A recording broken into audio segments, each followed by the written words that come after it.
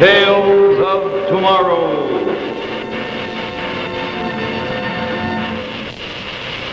And now C.H. Maslin and Sons bring you Act One of tonight's Tale of Tomorrow, Ice from Space, starring Edmund Ryan. This is it, gentlemen, the Arrow B-76, photographed from our takeoff compound 2 days ago. Our radar followed her for 76,200 miles into outer space. Then our instruments were no longer able to keep track of her. According to our monocalculator, everything within the ship was behaving perfectly. That's the last you saw of her? That's the last, sir. Sergeant, the lights, please. For 48 hours, there hasn't been a trace of the AR-76. Perhaps, Congressman, your investigating committee should look into the problem of who repealed the law of whatever goes up must come down. I don't consider this a laughing matter, Major. There are millions of dollars of taxpayers' money involved here. The point is past where we can laugh at such matters. Congressman, I think both the Major and myself understand your position. As head of the scientific division here, I'm more concerned right now with the fact that we have a new, unexplainable phenomenon. That rocket must come down. The question is, when? You see, Congressman, our instruments indicate that if the rocket maintained its original path of ascent, it must come down within 50 miles of this post. But when? Well, I suppose there's nothing to wait for now except the reports to come in. It'll be interesting to discover when that rocket does come down what happened to our little passengers. What about these mice? Well, according to the boys at the rocket ramp, these particular mice they call the Flying Mice Brothers. Mice brothers. It's just a joke the men have among themselves. Joke, eh? These mice went up 3 weeks ago in the old AR-75, 50,000 miles, Congressman. I've learned a great deal of useful information from their reactions. A year ago, we were able to send them out 500 miles, then 2,000. Now that we're probing outer space, there's quite a lot of tension among all of us. And these little jokes, such as the Mice Brothers, help to relieve this tension. How much would you reckon the AR-76 cost, Major? Well, I'm sorry, sir, but I couldn't rightfully say. As you know, the 76 was designed as the first rocket to carry a man, though it hasn't done so yet. If you're going to be close-mouthed about it, I can always appeal to Washington. Well, my orders confined me to the launching of the rocket, nothing more. I simply followed my instructions. Your father would have known how much was involved. Your father would have made it his business to know everything about the project.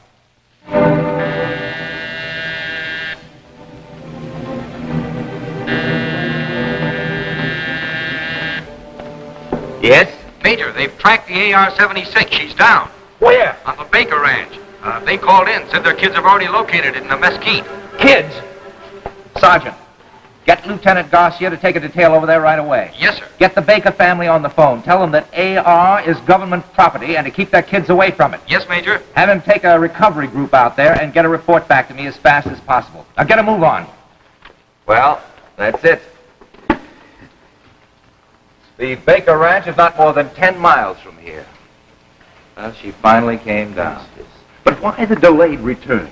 She should have come down within hours after the takeoff. What do you make of this, Dr. Meshkel? It's strange. Very strange. Are you making any guesses as to what we'll find inside? Not just now. I think we better wait and see it for ourselves. I hope it's not badly damaged. After all, these things cost lots of money. 1 o'clock. Any idea how long before we'll be able to see it? We'll wait for word from the recovery group, Congressman.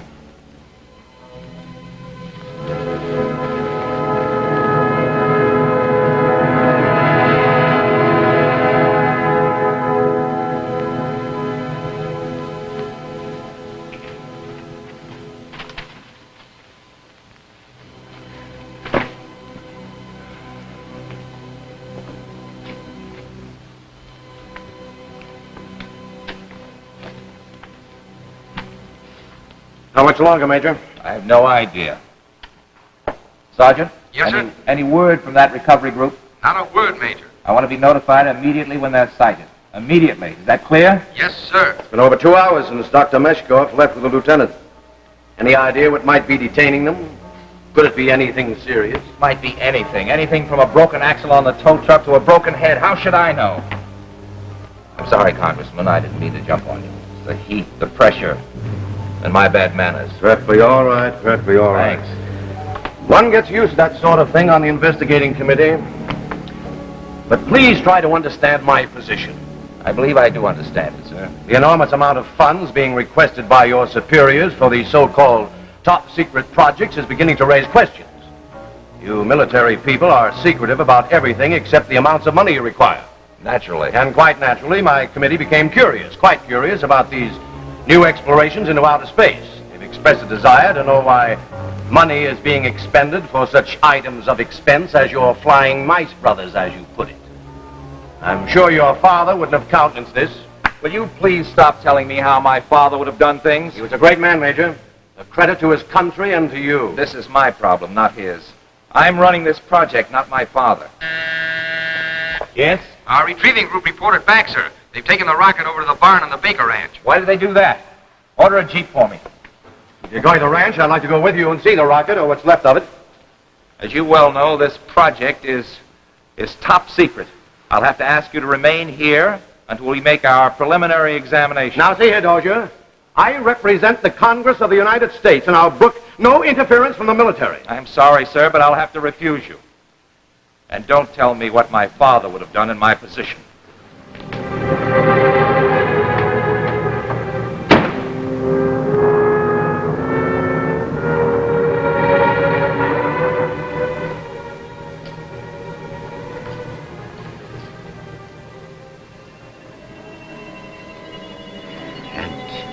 According to the Baker kids, according to them, when they pried off the backplate of the rocket, they found this object inside. And the mice? Dead, sir. Frozen stiff. There was no evidence that the rocket has been tampered with during its ascent or descent. Doctor, what is the possibility that something or someone could have dismantled this projectile somewhere out in space and then put in this thing? Common sense would make me say that such a thing is an impossibility. Yet, here it is. It was not in the AR-76 when it went up. Now, here it is. Who is to say how such things happen? Then what next? I must have time. I must analyze this substance, test it, see what it's made of, discover its properties. Very well, Dr. Meshkoff. My facilities are at your command. I don't know. Perhaps it came through the hull while it was in a gaseous or liquid state. Then, once inside, it turned solid. You mean it may have seeped through the metal? I'm only guessing, Major. I've arranged to have Lieutenant Garcia move it here in order that it may be further investigated and analyzed, sort of in isolation. I have never seen anything like this, harder than steel or any known alloys, glowing like molten lava, yet freezing the very air about it with growing intensity. Notice how cold it is in here, Major. It must be 20 degrees colder than outside. Let's get back to the office. Lieutenant Garcia, the film from the camera that were on the rocket. Right here, sir. Good. Get him to the lab, quick. Yes, sir.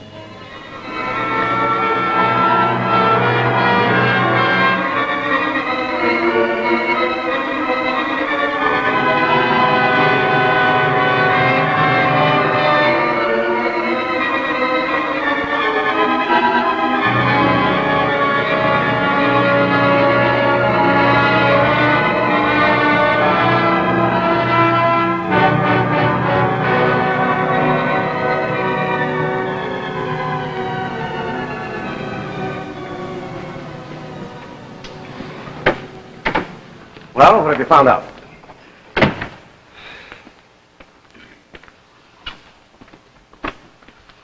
Well? I'm afraid nothing.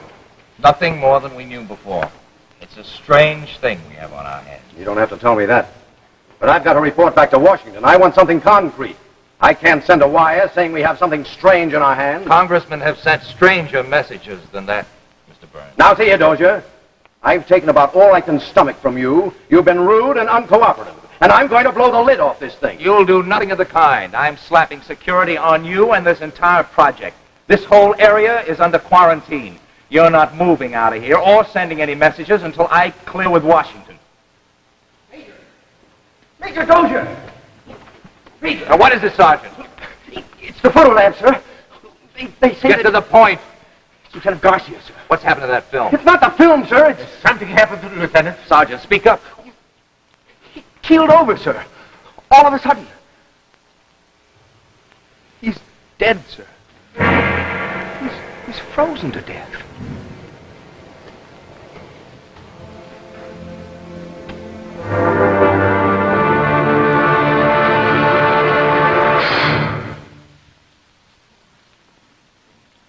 In a moment, we'll bring you the second act of Ice from Space, starring Edmund Ryan.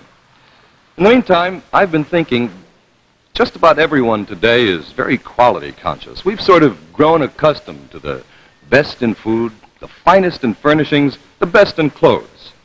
Well, now, for the best in carpets, C.H. Maslin and Sons have the answer right here. Just take a look at this example. This is Maslin's Cantata, a luxurious Wilton broadloom that is really outstanding because of its texture and durability. A cantata is a Wilton weave, which means the yarn is woven right through to the back. So you have a hidden cushion of yarn under the pile, giving a longer life to your carpet. And cantata's sculpture design provides an unusual eye appeal. Now, cantata can be yours in a wide variety of colors that are aimed at harmonizing with and complementing your color scheme. You can have it in lighter dark green, gray, or beige, or the new beaver color, which is a dark beige tone. And of course, cantata is available in widths up to 15 feet. Now, there is one striking point about cantata, the fact that while it is an unusually luxurious broadloom, it only costs about $10.95 a square yard. Why not call on your Maslin dealer and see cantata for yourself? Select it in the color best suited to your taste. And remember, cantata, like all Maslin products, is backed by more than 4 generations of delivering quality, the best in carpets. Now let's watch the second act of Ice from Space, starring Edmund Ryan.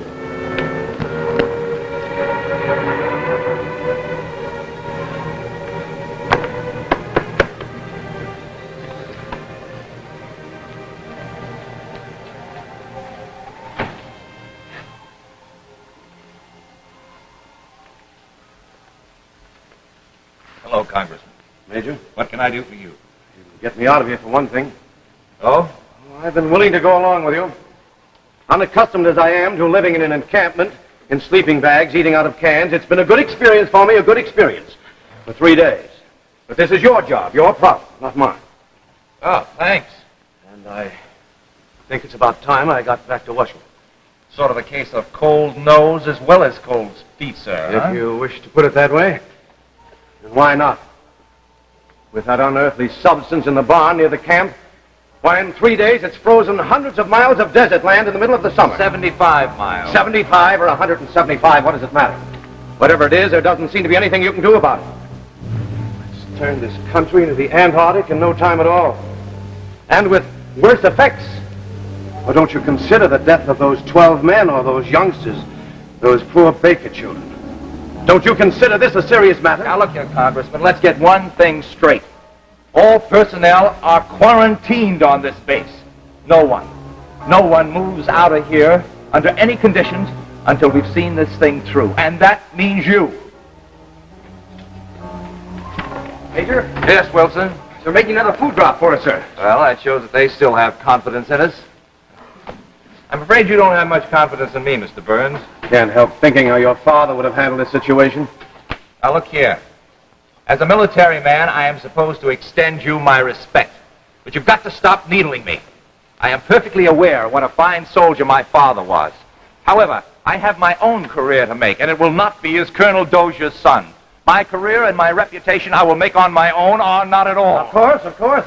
I didn't mean to imply that you couldn't handle this problem. Then leave me alone and let me do it my own way. I have my orders, and I intend to carry them out. May I ask, just what are your orders?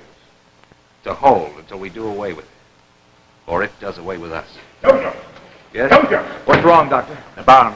You must come to the barn quickly. The blue ice is becoming critically active.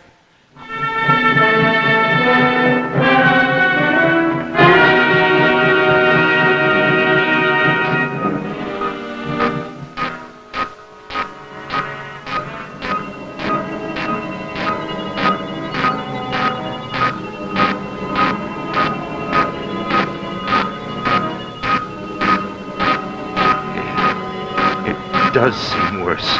Much worse. What do you mean, Doctor? After the first 24 hours, it seemed the radiations seemed to level off. Like an invisible glacier, slowly moving, growing. But now, its radiations have doubled in intensity. Double, but how? Why? 6 hours. In less than 6 hours, it contaminated more of the surrounding area than it has in the last 3 days. It's unbelievable. Yes. Even with it stretching out before your very eyes, mile after mile of frozen desert, gleaming under a hot sun at sub-zero temperature. Can't go on like this. It mustn't. It'll happen when it's sighted by some tourist or engulfs one of these desert towns. Fortunately, this mesa was selected originally because it was isolated. Now I've made this whole zone a heavily guarded area, 500 miles wide. But with its increased intensity, there isn't much time before the fringe will envelop a town here, a railroad junction there, and then the panic will begin. I know. There must be some way. There has to be a way. It's no use. No use. We have tried everything within our resources to destroy it, to change its substance, heat, acids, firepower. Don't you have any idea what it is? A molecular structure completely unknown to us. Neither vegetable nor mineral. You mean this frozen thing may be alive? And possibly in communication with others on the periphery of outer space. Others like that one? Why not? What would they want here? The heat and the warmth of our world, which has been previously denied them by the protective gases that surround us, until we provided them with a conveyance, the AR-76, self-powered, designed to provide protection from the friction of descent.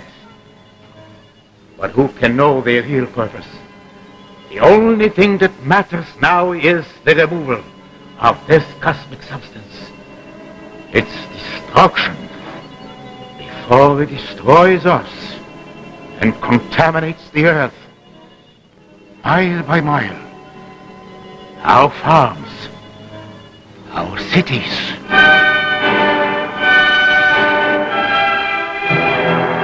Where do we go from here? We need a little more time to think. If only we had more money for large-scale experiments. Possibly we could solve this thing. Washington tells me our appropriation won't allow it. Well, see that you get your appropriation the moment I set foot in Washington. The government must do more to encourage scientific research. Thought of that months ago. I'm afraid it's a little late now, Congressman. There's got to be a way out. There's got to be.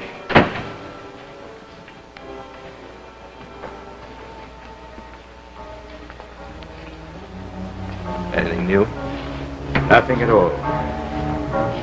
Ozone area keeps expanding and growing faster and faster. We are now in the middle of a patch of ice and snow 300 miles in diameter.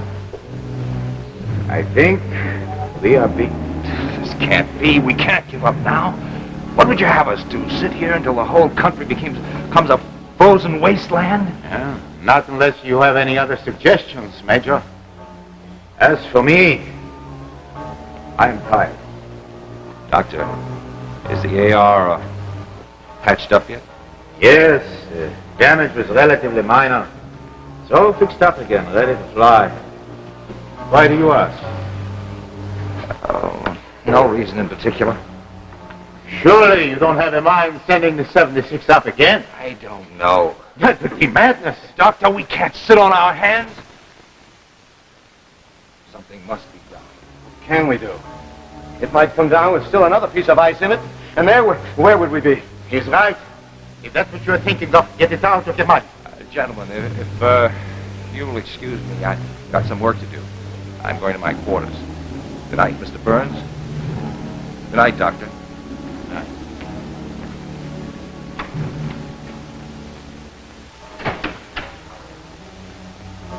I may be permitted, Congressman. You've been riding the Major awfully hard. Yes, I'm afraid I have. He has an enormous responsibility, not only to the men on this post, but with this new thing, perhaps, to the rest of the country. Major is a very good man. He'll solve it somehow. I have the greatest confidence in him.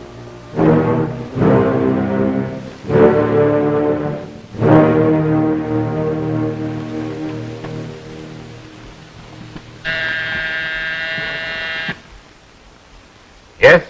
Still no sign of Major Dozier, sir. He's not in his quarters nor on the post anywhere. Thank you.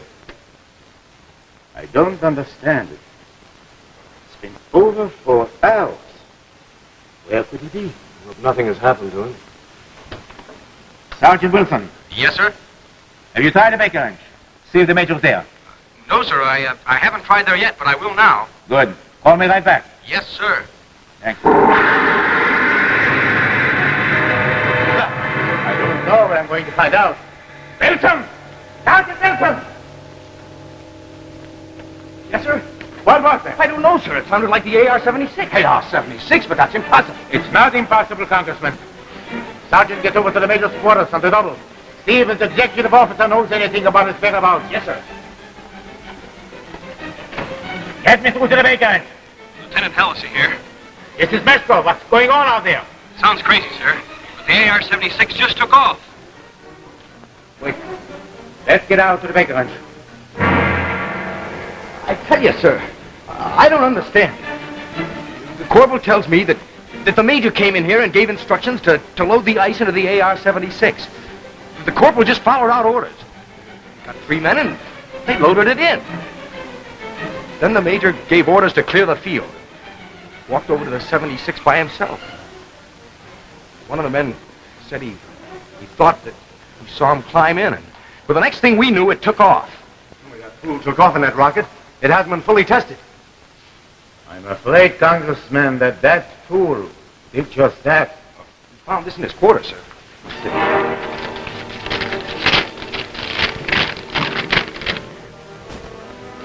Here, Dr. Meshkov, I hope this does not spoil any of your fancies, scientific theories, but it seemed to me like the only way. I know that eventually you would have found out all about the ice from space, but who knows how much longer we would have to wait. The only way to make sure seemed to be to go along with it and blow up the whole thing in outer space. Had I sent up the rocket alone, it might have come down again with the same cold cow. Goodbye and Godspeed. That's all there is. That's his last will and testament. I guess that makes 2 Doziers our country has to be thankful for. Yes, Congressman. 2 Doziers.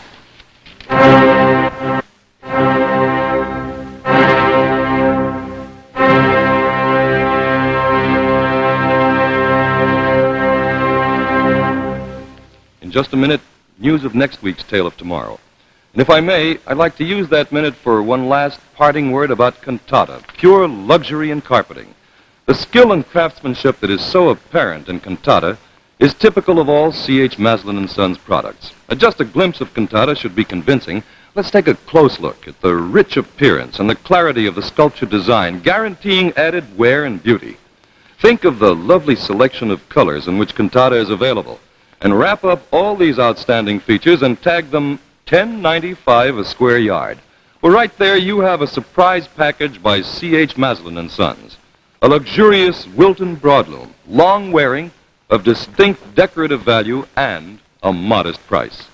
I suggest you visit your Maslin dealer and see cantata.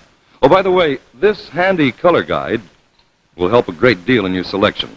Anyway, go and see him and prove to yourself that the best in carpets and the best for your budget is made for you by C.H. Maslin & Sons, makers of fine carpets since 1866. Next week, be on hand for a very special repeat performance of A Child is Crying, a stirring drama of the part played by a little girl in our nation's defense, one of the highlights of our last year's programming. By popular demand, next week, A Child is Crying, starring Burt Lytell and Robin Morgan, brought to you by Chrysler, the name that makes news in watch bands. Next week, Tales of Tomorrow will be presented by Chrysler Watch Bands. And here's Chrysler's new Gold and Comet watch band for men. It makes your watch look better than new and dresses up your appearance, too. And ladies, you can transform your old watch into an expensive-looking bracelet watch with Chrysler's new expansion bracelet, Golden Fantasy. So look for Chrysler at your jeweler. It's the name that makes news in watch bands.